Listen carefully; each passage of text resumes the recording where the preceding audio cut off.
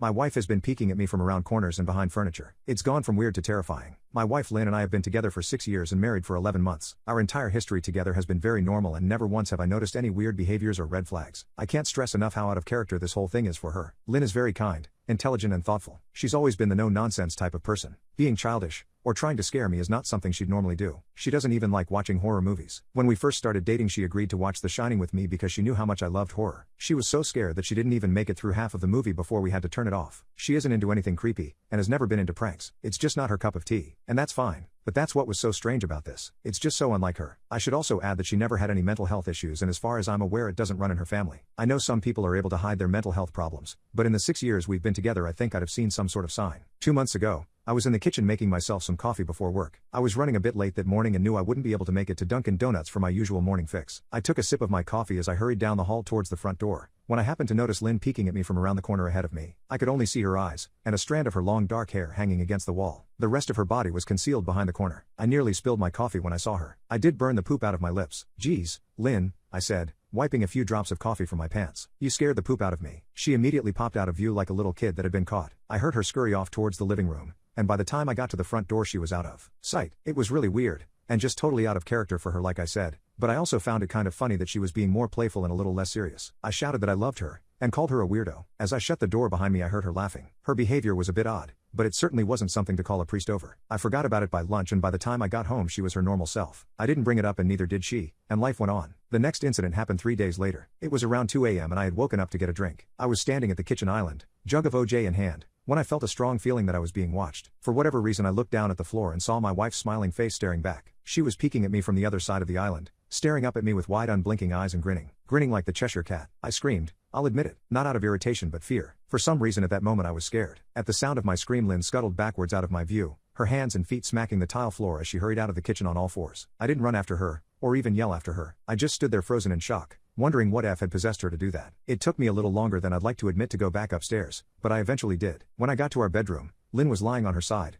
asleep, or at least pretending to be. I stood there for a while, watching her breathing to be sure she really was asleep. I had the feeling she might jump out at me the moment I got into bed, but she didn't. I climbed into bed and she didn't even move. Her breathing was soft and deep and I was starting to wonder if I'd dreamt the whole thing. The next morning I waited for her to come down for coffee and after handing her a mug and kissing her cheek I decided to ask her about it. "What was that, about last night?" I asked, keeping my tone light so I didn't offend or embarrass her. She frowned over her cup of coffee, shaking her head like she had no clue what I was referring to. "You were peeking at me again. From over there," I said, pointing to the spot on the floor by the kitchen island. She followed my gaze, and when she looked back at me she burst out laughing. She laughed so hard that I couldn't help but join her. "You creep me the F out sometimes, you know that?" I said. She giggled and set her cup on the counter and wrapped her arms around my neck. "You creep me out all the time. So I guess we're even," she teased. We said our goodbyes and left for work. As I drove I kept thinking about how creepy it had been seeing her grinning at me from behind the island like that. The sounds her hands made on the floor as she crawled away. I told myself she was just trying to be silly, just trying to join me in my love of all things horror. It's not like I was afraid of her, but it still didn't sit right with me. I started seeing her peeking at me more and more. Sometimes she'd be peeking out from behind the couch or living room curtains. Once she even managed to get inside her grandmother's old trunk that sits at the foot of our bed. I might not have even known she was there at all had the trunk's old hinges not given her away. She'd had the lid propped up just enough so that only half of her face peeked through. She'd been grinning like an excited toddler. It was unnerving. I didn't even know what to say to her. All I could do was stare. When I finally found my voice, I asked her why on earth was she doing this. She didn't answer, but she had slowly closed the lid, shutting herself inside the trunk. I just walked away, feeling disturbed. I didn't understand why she was doing it, but it clearly made her happy. I just hoped she would tire of the game quickly. Lynn didn't peek at me for the next 2 weeks. I started to think she was done with her weird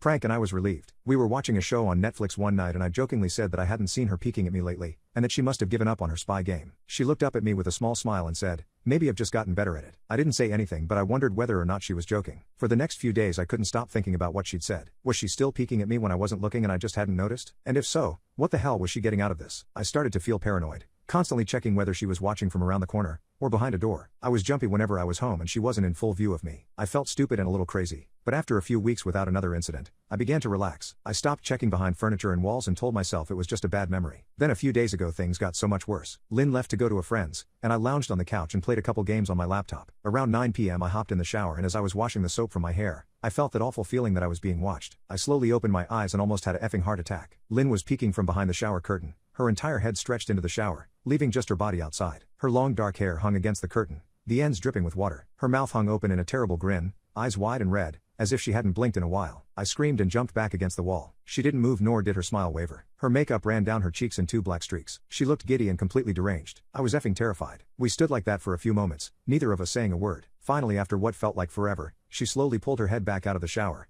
and I watched her blurry figure through the curtain as she moved backwards towards the bathroom door. A second later, the bathroom door slammed shut, hard enough to rattle the mirror. I screamed again, and jumped out of the shower to lock the door. I stayed inside the bathroom for over an hour. Maybe I overreacted to some of you, but joke or not, I wasn't going to put up with the crazy poop anymore. That's what I kept telling myself as I paced in my bathroom, stopping to listen at the door every few minutes. Suddenly I heard a muffled sound, and I pressed my ear against the bathroom door, straining to listen. I couldn't hear anything, but I envisioned Lynn standing on the other side of the door, giggling at her joke. I felt a surge of anger. I was beyond pissed at being made to feel scared in my own house, and made to hide in the bathroom for an hour. All for what? Some joke? If it was a joke, it was an awful one. What the F, Lynn? I snapped. This poop is getting really effing annoying. I waited for her to apologize, or to call me a jerk, but instead I heard a faint moan, so quiet I wondered if I heard it at all, and then complete silence. Lynn? I called out, not able to even hide the shakiness in my voice. I got no response, just my own heavy breathing. I swear to God, just effing stop it, I yelled, pounding my fist on the door. I waited for her to cuss me out, something I would expect from me talking to her like that. I never screamed at her before, but there was nothing, just the occasional drip from the shower head. I won't deny that I was scared, too afraid to open the damn door and face my own wife. I waited another 30 minutes or so, which feels like effing lifetime when you're scared. Finally, I decided I wasn't going to spend the night hiding in my bathroom, so I got down on my knees and peered under the door. I almost expected to see her face peeking back at me, but thankfully I didn't. I could see straight down the hallway to the top of the stairs, but no Lynn. I didn't know if I should be happy about that or not. I looked for a few minutes, waiting to see her head pop up over the top step,